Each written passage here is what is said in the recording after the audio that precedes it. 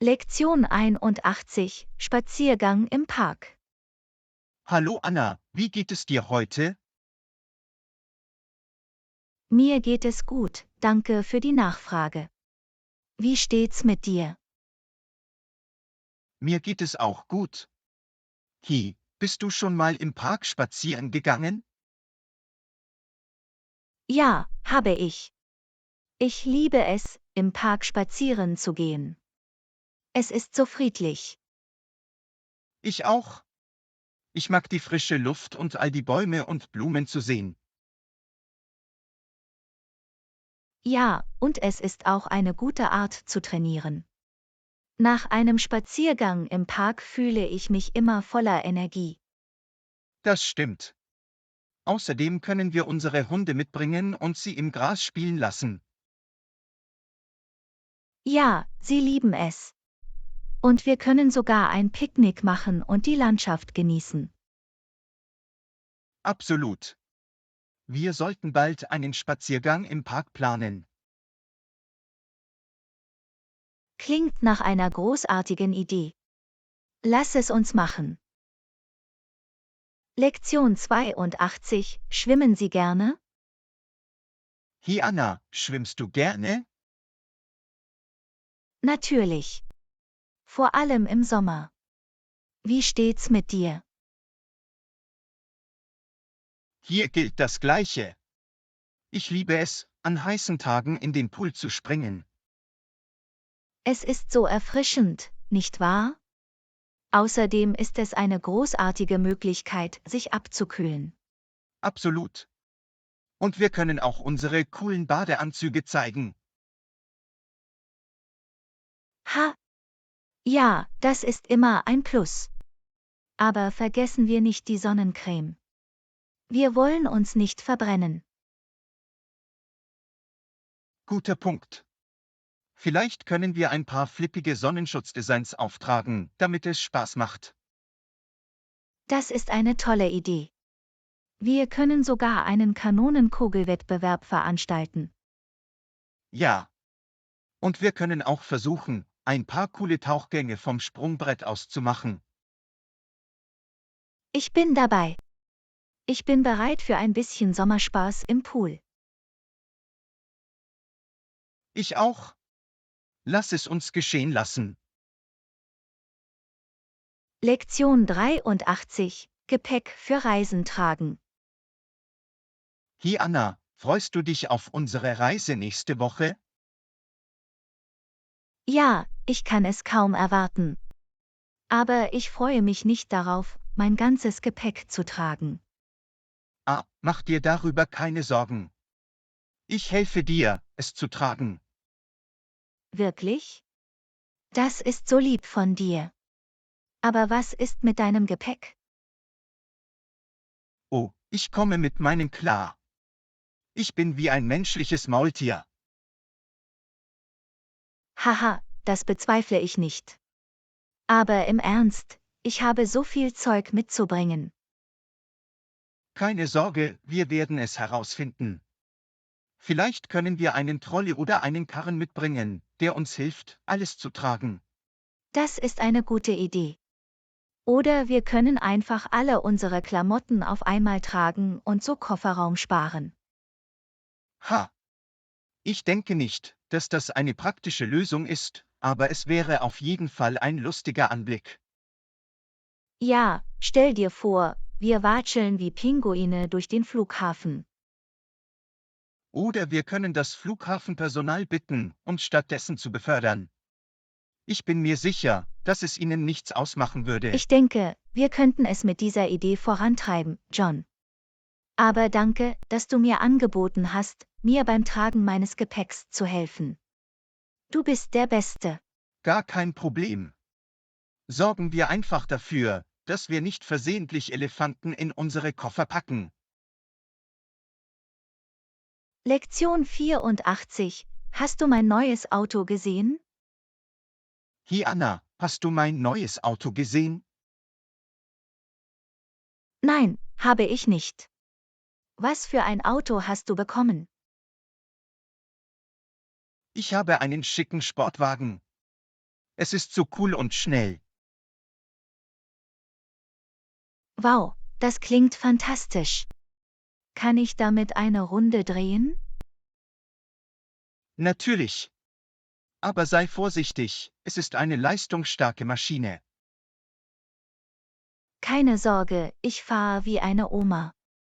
Also, welche Farbe hast du bekommen?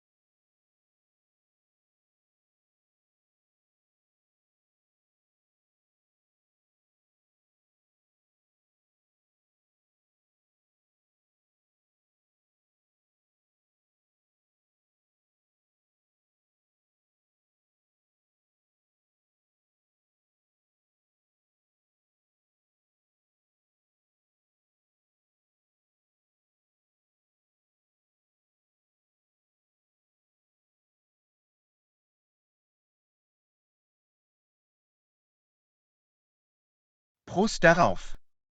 Und vergiss nicht, deinen Regenmantel einzupacken und deinen britischen Akzent zu üben. Lektion 90. Frühstück in einem schönen Hotel. Guten Morgen, Anna. Hast du gut geschlafen? Ja, habe ich. Dieses Hotelbett ist so bequem. Wie steht's mit dir? Hier gilt das Gleiche. Und ich freue mich so auf das Frühstück. Ich habe gehört, dass Sie hier ein tolles Buffet haben. Oh ja, ich auch. Ich bin am Verhungern. Lass uns gehen. Wow, das sieht toll aus. Wo fangen wir an? Ich weiß es nicht. Es gibt so viele Möglichkeiten. Essen wir Speck und Eier oder Croissants und Marmelade? Warum nicht beides? Und vergiss den Kaffee nicht. Wir brauchen Koffein, um unseren Tag zu beginnen. Gute Idee. Und sieh mal, sie haben auch Waffeln und Pfannkuchen. Ich werde mir definitiv ein paar davon holen. Und was ist mit Obst und Joghurt? Wir müssen unser Frühstück ausbalancieren. Ja, du hast recht. Wir können nicht einfach Kohlenhydrate und Zucker essen. Lass uns auch etwas Obst holen. Dieser Speck ist so knusprig und lecker. Und diese Croissants sind so schuppig und buttrig. Ich fühle mich wie in Paris. Haha, ja, außer dass wir in einem Hotel mitten im Nirgendwo sind. Aber wen interessiert's? Dieses Frühstück ist es wert. Definitiv. Und schau, sie haben auch Nutella. Ich werde etwas auf meiner Waffel verteilen. Oh, ich verstehe, wie es ist. Du wirst einen Zuckerrausch haben, bevor wir das Hotel überhaupt verlassen. He, urteile nicht über mich. Es ist Urlaubsmodus. Kalorien zählen nicht. Haha, fair genug. Lassen Sie uns dieses Frühstück genießen und dann die Stadt erkunden. Wer weiß, vielleicht finden wir noch ein gutes Restaurant zum Mittagessen. Klingt nach einem Plan.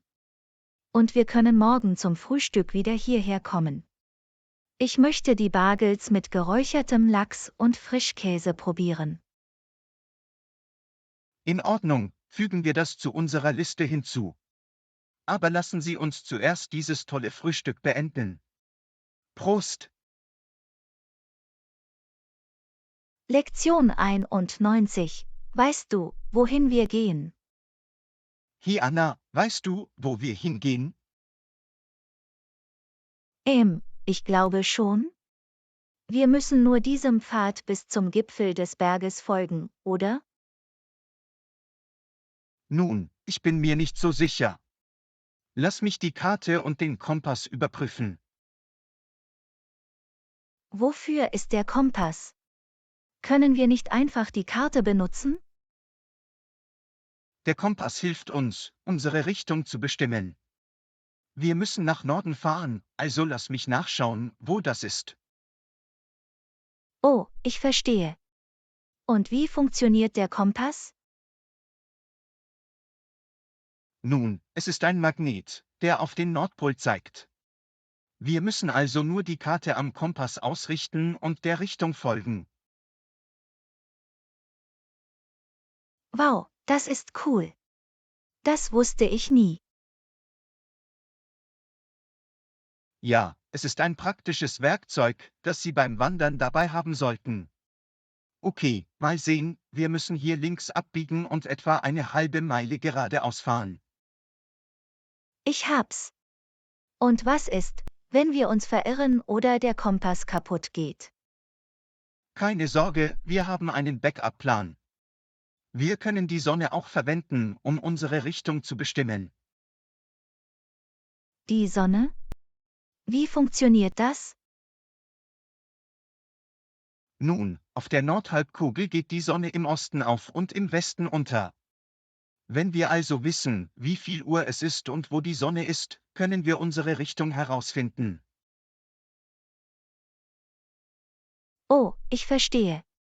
Du bist voller Wanderkenntnisse, John. Haha, ich versuche mein Bestes. Aber hoffen wir, dass wir heute nicht die Sonne benutzen müssen. Es ist wolkig und wir werden es vielleicht nicht sehen. Ja, lassen Sie uns vorerst beim Kompass und der Karte bleiben. Und wenn wir uns verirren, müssen wir einfach unseren Instinkten folgen und auf das Beste hoffen. Das ist der Geist. Lass uns weitermachen und diese wunderschöne Bergwanderung genießen. Einverstanden. Und wenn wir das überleben, können wir vielleicht das nächste Mal Bungejumping versuchen. Haha, lass uns nicht überholen. Ein Abenteuer nach dem anderen. Lektion 92. Ein Geburtstagsgeschenk für einen Freund auswählen. Hi Anna, hast du herausgefunden, was du Jessica zum Geburtstag schenken kannst? Nein, ich denke immer noch nach. Irgendwelche Ideen?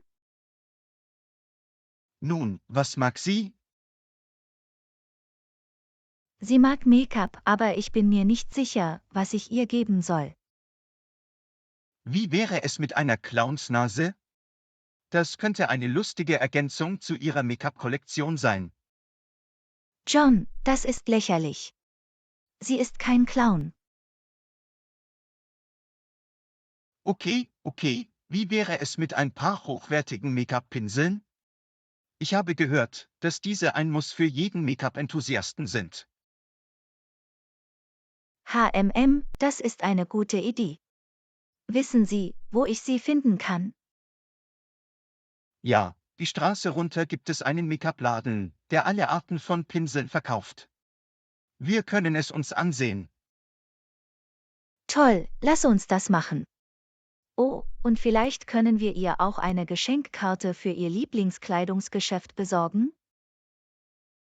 Klar, das klingt auch nach einer guten Idee. Und wenn alles andere fehlschlägt, können wir ihr immer eine Kartoffel besorgen, auf der ein Gesicht gemalt ist.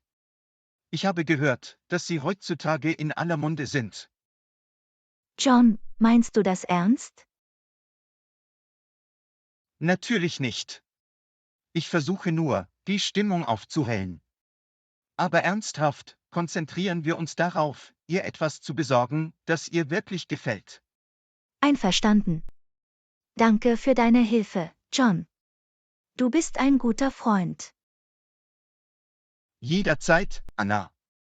Und wer weiß, vielleicht können wir ihr nächstes Jahr eine echte Clownsnase besorgen. Lektion 93. Auf der Suche nach einem Buch. Hi Anna, was liest du? Oh, nur dieses Buch, das ich im Regal gefunden habe. Es geht um einen sprechenden Hund, der Abenteuer erlebt. Ein sprechender Hund? Das klingt interessant. Ja, es ist ziemlich lustig. Willst du es mir leihen, wenn ich fertig bin? Klar, das würde ich liebend gern. Übrigens, hast du den Kriminalroman gesehen, den ich gelesen habe? Das glaube ich nicht. Wo hast du es gelassen? Ich glaube, ich habe es auf dem Kaffeetisch vergessen, aber es ist nicht mehr da. Hast du im Bücherregal nachgesehen? Ja, ich habe dort auch gesucht. Vielleicht habe ich es versehentlich in der Bibliothek vergessen. Oder vielleicht hat der sprechende Hund es gestohlen. Haha, sehr lustig. Aber ernsthaft, ich muss das Buch finden. Es ist bald zurück. Okay, lass uns nachdenken. Vielleicht ist es unter der Couch? Gute Idee. Nee, nicht da. Wie wäre es mit der Küchentheke? Manchmal lässt man Dinge dort liegen. Nee, auch nicht da. Nun, wir haben überall gesucht, was uns einfällt. Vielleicht ist es an der Zeit aufzugeben und zu akzeptieren, dass das Rätsel niemals gelöst werden wird. Anna, mach dich nicht lächerlich. Es ist nur ein Buch. Ich schaue noch einmal im Auto und im Schlafzimmer nach. Okay, aber wenn du es nicht findest, schuldest du mir eine Kugel Eiscreme. Deal. Wer hätte gedacht, dass es so unterhaltsam sein kann, ein Buch zu verlieren? Lektion 94: Konzertkarten kaufen. Hey Anna, hast du irgendwelche Websites besucht, um Tickets für das bevorstehende Konzert zu kaufen, zu dem wir gehen wollen? Nein, noch nicht. Hast du irgendwelche Vorschläge? Ja, mein Freund hat diese eine Website namens Rockin Tickets empfohlen. Er sagte, sie haben die besten Preise und die beste Auswahl. Rockin Tickets? Das klingt wie eine Website nur für Rockkonzerte. Was ist, wenn wir einen Popstar sehen wollen? Gutes Argument. Vielleicht sollten wir uns stattdessen Popstar-Tix oder Concert Central ansehen. Concert Central klingt nach einem guten. Lass uns das versuchen. Okay, ich werde es nachschlagen. Oh, sie haben viele verschiedene Genres zur Auswahl. Und schau, sie haben sogar VIP-Pakete. Wow, diese Preise sind Wahnsinn. Ich denke, wir müssen uns an die regulären Tickets halten. Ja, wir haben noch nicht gerade den VIP-Status. Aber ich bin mir sicher, dass wir auch mit regulären Tickets immer noch Spaß haben werden. Einverstanden. Also, sollten wir die Tickets jetzt buchen? Ja, machen wir das, bevor sie ausverkauft sind. Erledigt und erledigt. Wir sind offiziell Konzertbesucher. Woho! Ich kann es kaum erwarten, die ganze Nacht mit dir zu tanzen, John. Hier auch, Anna. Und wer weiß, vielleicht entdecken wir sogar eine neue Lieblingsband. Lektion 95: Was möchtest du heute Abend zum Abendessen machen? Also, was möchtest du heute Abend zum Abendessen machen? Ich bin mir nicht sicher. Hast du Heißhungerattacken? Nicht wirklich. Vielleicht könnten wir etwas Einfaches wie Spaghetti machen? Klar, das klingt gut. Schnappen wir uns etwas Pasta und Sauce. Wie wäre es auch mit Fleischbällchen? Sie passen immer gut zu Spaghetti. Hört sich toll an. Gehen wir zur Fleischabteilung. Wie wäre es, wenn wir unsere eigenen Fleischbällchen machen? So können wir sie nach Belieben würzen. Oh, ich mag deine Denkweise. Und die brauchen wir, um die Fleischbällchen zusammenzubinden. Lass uns auch etwas Gemüse holen. Zu den Spaghetti können wir einen Salat machen. Gute Idee. Und wie wäre es, wenn wir zu den Spaghetti etwas Knoblauchbrot backen? Wir können es einfach in den Ofen stellen, während wir die Nudeln kochen. Perfekt. Sieht aus, als hätten wir alles, was wir für ein köstliches Abendessen brauchen. Einverstanden. Aber nur eine Sache. Wir können den Nachtisch nicht vergessen. Natürlich nicht. Was hast du vor? Wie wäre es, wenn wir ein paar Brownies machen? Ich habe im Backgang etwas Mischung gesehen. Klingt nach einem Plan. Schnappen wir es uns. In Ordnung, wir sind bereit. Gehen wir zur Kasse. Warte, wir haben den Parmesankäse für die Pasta vergessen. Guter Fang, John. Schnappen wir es uns, bevor wir gehen. In Ordnung, jetzt sind wir wirklich bereit. Lass uns einen Sturm kochen. Lektion 96. Möchtest du mit mir Badminton spielen? Hi Anna, möchtest du mit mir Badminton spielen? Sicher, ich habe eine Weile nicht gespielt. Lass es uns machen. Fantastisch. Wir können das Gericht da drüben mieten. Diese Schläger sehen ziemlich alt aus. Denkst du, wir sollten unsere eigenen mitbringen? Hast du deinen eigenen Badmintonschläger, Anna? Nein, aber mein Cousin tut es. Sie ist ein Profi. In Ordnung, hoffen wir einfach, dass wir diesen Krach dann nicht kaputt machen. Und das müssen wir nur mit unseren großartigen Fähigkeiten wieder wettmachen. Mir gefällt, wie du denkst, John. In Ordnung, lass uns anfangen. Bist du bereit? Bereit, wenn du es bist. Los geht's. Oh ja, sieh dir das an. Nicht schlecht, nicht schlecht. Aber kannst du damit umgehen? Woa, das war knapp. Du hast es immer noch, Anna. Natürlich tue ich das. Ich wurde praktisch mit einem Badmintonschläger in der Hand geboren.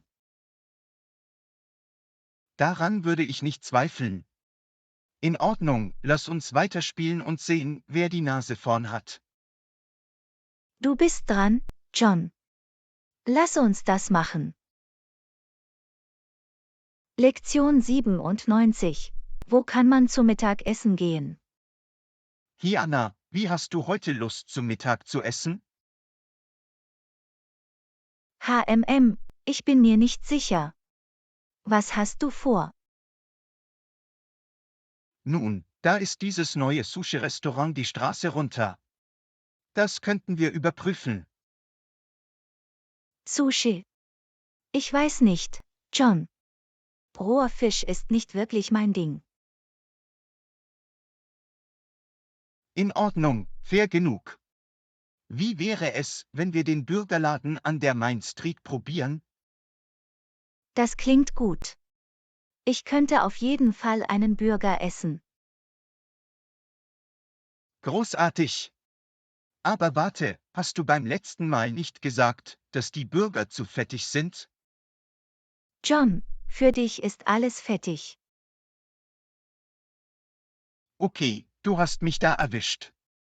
Aber wie wäre es, wenn wir Kompromisse eingehen und das Salatlokal probieren, das wir letzte Woche gesehen haben? Ich liebe einen guten Salat.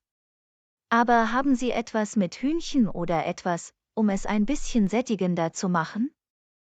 Ja, sie haben alle Arten von Toppings und Proteinen, die du hinzufügen kannst.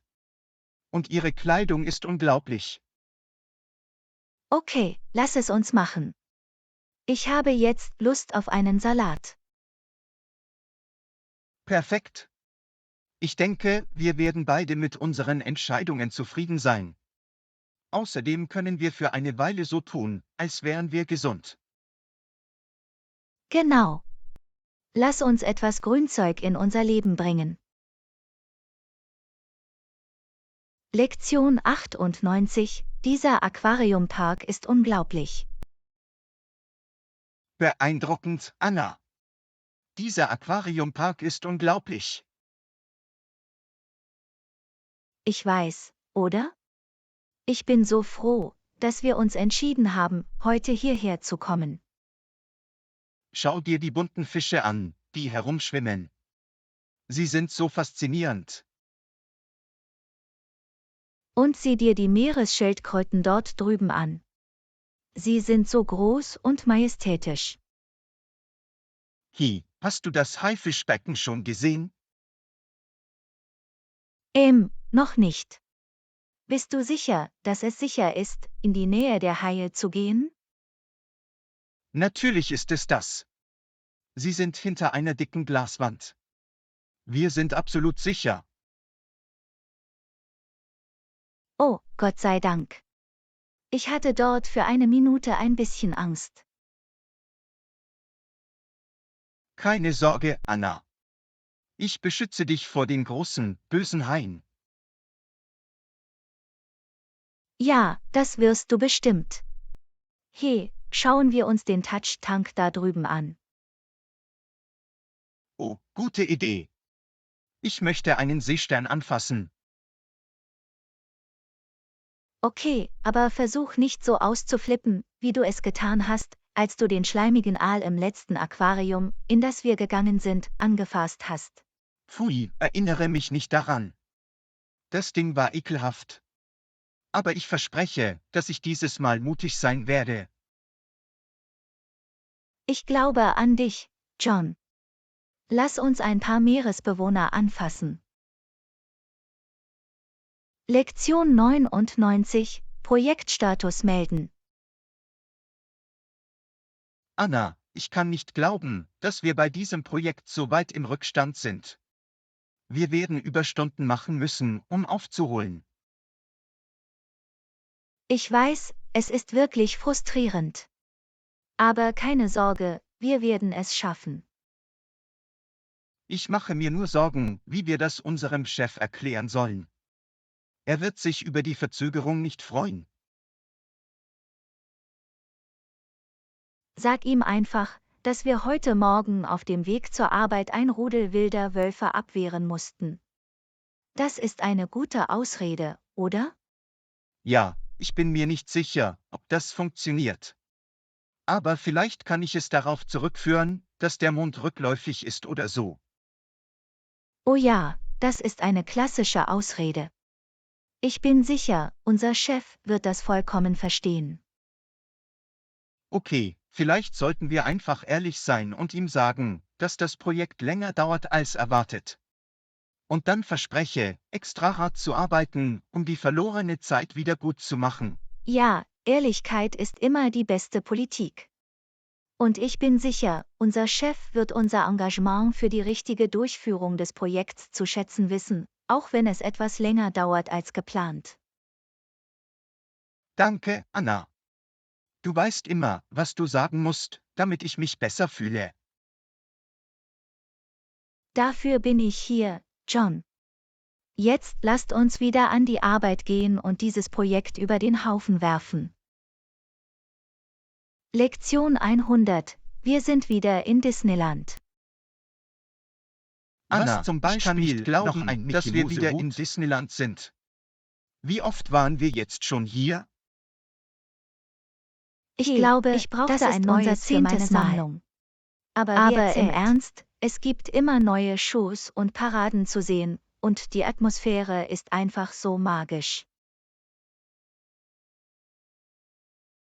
Ich glaube schon, weil ich mir nicht sicher bin, wie man sich immer noch so auf dieselben Fahrgeschäfte und Attraktionen freuen kann. Oh komm schon, John. Hier gibt es immer etwas Neues und Aufregendes zu entdecken. Ich glaube schon, weil ich mir nicht sicher bin, wie man sich immer noch so auf dieselben Fahrgeschäfte und Attraktionen freuen kann. Oh komm schon, John. Hier gibt es immer etwas Neues und Aufregendes zu entdecken. Ich muss zugeben, es ist ziemlich beeindruckend, alle hier so glücklich und sorglos zu sehen. Und der Geruch von Popcorn und Zuckerwatte erregt mich immer. Siehst du, ich wusste, dass du vorbeikommen würdest. Und wer weiß, vielleicht entdecken wir heute eine neue Lieblingsfahrt oder Show. Solange es nicht schon wieder die Teetassen sind. Ich glaube, ich erhole mich immer noch vom letzten Mal. Keine Sorge, ich gehe schonend mit dir um. Jetzt lass uns unsere Mausohren aufsetzen und Spaß haben. Bitte liken und abonnieren. Und herzlich willkommen, weitere Videos von unserem Kanal anzusehen.